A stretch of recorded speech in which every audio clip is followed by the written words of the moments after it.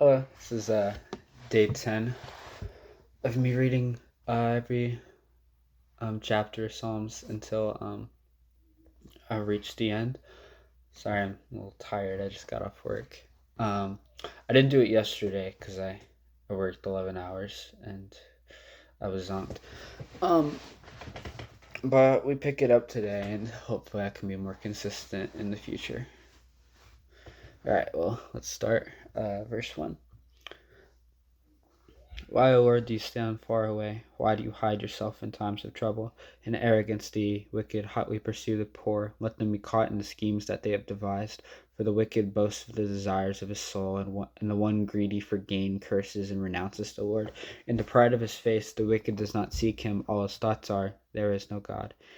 His ways prosper at all times. Your judgments are on high out of his sight. As for all his foes, he puffs at them.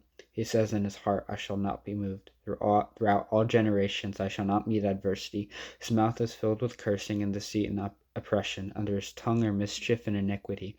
He sits in ambush in the villages, in hiding places he murders the innocent. His eyes stealthily watch for the helpless. He lurks in ambush like a lion in the thicket. He lurks that he may seize the poor. He seizes the poor when he draws them in his net.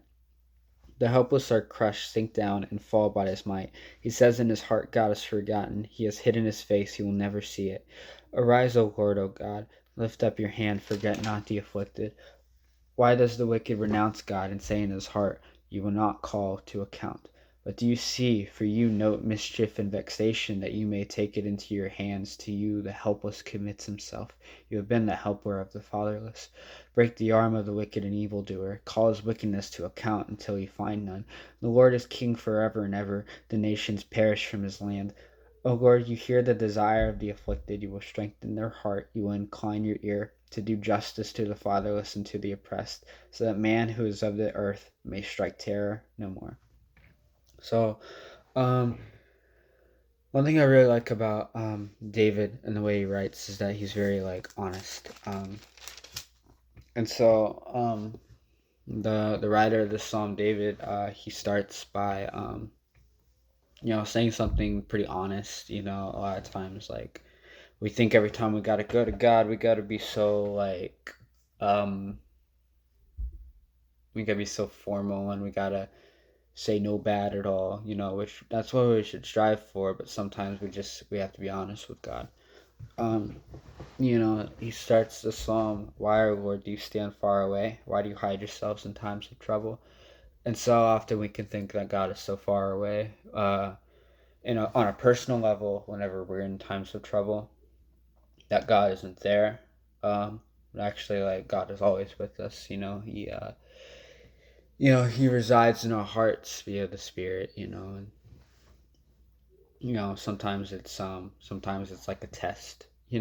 Um, and sometimes it's just a product of free will in a theological sense. Like, why does God let evil happen? And the answer is because he gives us free will, and so to abolish all evil would be denying us of our free will, um, which goes into a whole theological discussion that I'm not wanting to get into, just for the sake of this being conducive to the scripture itself, which is Psalm 10.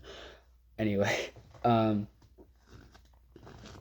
but this does go over that question, and he kind of answers the question later on that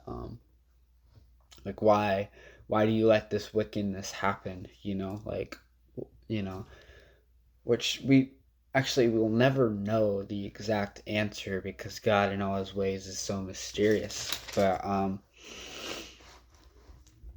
in verse 14, we kind of get a resolution to this question.